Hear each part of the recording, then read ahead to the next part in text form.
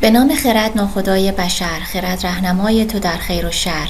به کانال خوردگی با احتشامزاده گرگ شپ کوروژن خوش آمدید. من مریم احتشامزاده پژوهشگر خوردگی هستم که مطالب نظری خوردگی را با رویکردی کاربردی و به زبانهای فارسی و انگلیسی ارائه می نمایم. جهت آشنایی بیشتر با کانال به ویدیوی شماره P33 مراجعه نمایید. فصل 2 بخش 9 ترمودینامیک خوردگی، بخش‌ها و عملکرد دستگاه پتانسیوستات جهت رسم نمودارهای EPH یا نمودارهای پربه. مرجع ما Fundamentals of Electrochemical Corrosion انتشارات ASM International می باشد. پایان خوش این ویدیو با فرخی سیستانی زاده 980 میلادی. نمودارهای EPH یا نمودارهای پربه را می توان به دو طریق رسم کرد. یک، ثبت تجربی داده ها با استفاده از پتانسیوستات. دو، با استفاده از معادله نرس و انجام محاسبات جهت تعیین معادله خط بین هر دو فازی که تشکیل آنها در آن سیستم مانند سیستم آهن آب از نظر ترمودینامیکی امکان پذیر است. در شکل مقابل دستگاه پتانسیوستات به صورت طرحواره مشاهده می شود که الکترود کاری، الکترود مرجع و الکترود کمکی مشخص شده است. محورهای مختصات نمودار پربه عبارت است از pH محیط آبی و پتانسیل الکترود کاری که می توان آنها را در آزمایشگاه برقرار و به صورت یک نقطه روی نمودار تعیین موقعیت کرد و حالت تعادل سیستم را با استفاده از این نقطه معین کرد. pH توسط افزودن یک اسید یا باز مناسب ایجاد و تنظیم می شود. برای برقرار کردن پتانسیل الکترود کاری نیز در مقادیر مختلف از چیدمان آزمایشگاهی شکل مقابل استفاده می شود که جزئیات هر کدام از این بخش ها در اسلایدهای بعد توضیح داده خواهد شد. در اینجا نمودار پربه سیستم آهن آب شامل آهن، اکسیدهای آهن و هیدروکسیدهای آهن مشاهده می شود. آهن، اکسیدهای آهن Fe2O3, Fe3O4 و هیدروکسیدهای آهن قابل مشاهده است. فازهای جامدی که ممکن است تشکیل شوند محدود به آهن فلزی Fe3O4 Fe2O3 به همراه فازهای FeOH3 و FeOH2 می باشد. تشکیل و پایداری هر یک از فازهای بالا وابسته به میزان پتانسیل و pH است. پتانسیوستات چه دستگاهی است؟ الف. پتانسیوستات دستگاهی الکترونیکی است که برای اندازه‌گیری و کنترل پتانسیل یک ماده در مطالعات الکتروشیمیایی و به ویژه در مطالعات خوردگی استفاده می شود. ب. این دستگاه توانایی دارد به کمک مدارهای بازخورد الکترونیکی پیچیده‌ای که در آن طراحی و پیاده سازی شده است، یک پتانسیل یا ولتاژ ثابت بین یک الکترود کار و یک الکترود مرجع ایجاد نماید و تا زمان برنامه ریزی شده الکترود کاری را در آن پتانسیل نگه دارد. در سمت چپ فرتوری از پتانسیوستات EGNG مدل 273 پارک که هم گالوانوستات و هم پتانسیوستات است مشاهده می شود. جیم. کاربر همچنین می تواند پارامترهایی مانند نرخ روبش پتانسیل را مشخص کند که برای آزمون‌های مهم نرخ روبش 600 میلی ولت در ساعت یا 16 صدم میلی ولت در ثانیه به کار می رود. دال. تنظیم یا کالیبراسیون پتانسیوستات در دوره‌های زمانی منظم بسیار مهم است که روش استاندارد تنظیم پتانسیوستات موضوع ویدیوی فصل 5 بخش 2 با شماره P16 است که در دسترس علاقه‌مندان قرار دارد. ه. پتانسیوستات ها عموماً عملکرد ترکیبی پتانسیوستات گالوانوستات دارند و علاوه بر توانایی اندازه‌گیری و کنترل پتانسیل، توانایی اندازه‌گیری و کنترل جریان الکتریکی را نیز دارا می‌باشند. واو. چون این دستگاهی توانایی انجام 4 تکنیک الکتروشیمیایی پرکاربرد در پژوهش‌های خوردگی و سایر پژوهش‌های الکتروشیمیایی را داراست: پتانسیودینامیک، پتانسیوستاتیک، گالوانودینامیک و گالوانوستاتیک. بخش‌های مهم آزمون با پتانسیوستات: یک، محلول آبی با pH کنترل شده.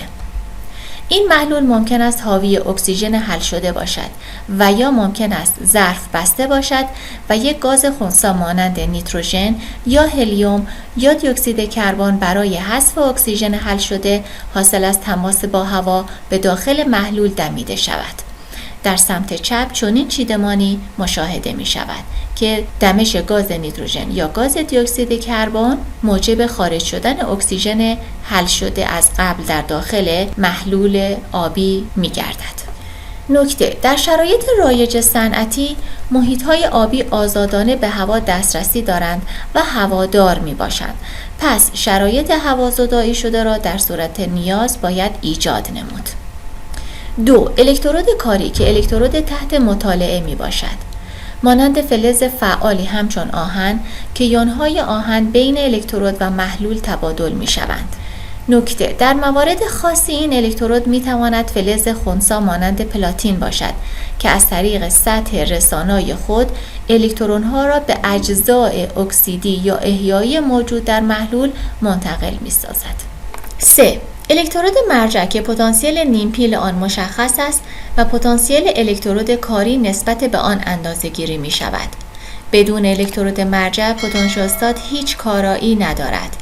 ویدیوهای فصل 1 بخش 6 با شماره P6 و فصل 2 بخش 7 با شماره P17 با توضیحات کامل در مورد الکترودهای مرجع در کانال وجود دارد.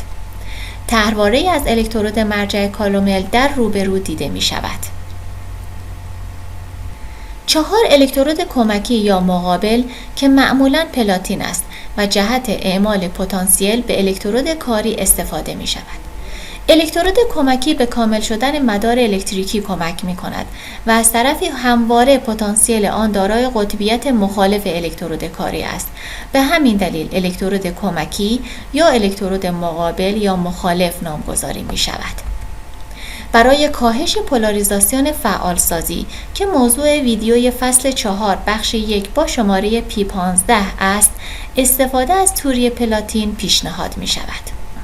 در این شکل اشکال الکترودهای کمکی مختلف مشاهده می شود. از راست به چپ، پرچمی، حلقه سیمی، توری سیمی، سیم پیچ، حلقه، نوار، میله‌ای و استوانه‌ای. انواع شکل‌های الکترودهای کمکی می باشند که در آزمون‌های الکتروشیمیایی استفاده می شوند. 5. الکترومتر یا ولتمتر با امپدانس بالا که برای اندازه‌گیری پتانسیل الکترود کاری نسبت به الکترود مرجع استفاده می شود. امپدانس این وسیله باید بیش از تقریباً 10 به توان 14 اوم باشد، به گونه‌ای که جریان عبوری از آن تأثیری روی الکترود کاری نداشته باشد. ابزار یا وسایل اندازه‌گیری پتانسیل که از جریان اندازه‌گیری بسیار کوچک به گونه‌ای که بر پتانسیل برگشت پذیر الکترود مرجع یا پتانسیل الکترود کاری تأثیر نگذارند استفاده می‌کنند الکترومتر نامیده می‌شوند و باید دارای امپدانس داخلی بزرگتر از 10 به توان 10 اوم و چه بهتر بزرگتر از 10 به توان 14 اوم باشند. شایان ذکر است این الکترومتر یا ولتمتر با امپدانس بالا در داخل پتانسیوستات وجود دارد. چگونگی محاسبه امپدانس داخلی الکترومتر؟ مقدار این امپدانس داخلی بزرگ جهت اندازه‌گیری رفتار خردگی نمونه‌هایی با مساحت 1 سانتیمتر مربع اندازه رایج در اندازه‌گیری‌های آزمایشگاهی به صورت زیر قابل محاسبه است. برای اکثر فلزات نرخ خردگی نسبتاً کم 25 میکرومتر در سال کاهش ضخامت معادل 1 MPY با چگالی جریان خردگی تقریباً 10 به توان منفی 6 آمپر بر سانتی متر مربع مطابقت دارد. بنابراین جریان اعمالی خارجی باید کمتر از 10 به توان منفی 8 آمپر باشد تا فقط 1% جریان خردگی باشد. حال اگر پتانسیل بین الکترود مرجع و الکترود کاری که نمونه فلز خردگی می باشد 1 ولت باشد، مقاومت یک الکترومتر باید بیش از 10 به توان 8 اوم ولتاژ تقسیم بر جریان باشد تا مقاومت کافی در برابر عبور جریان ایجاد نماید.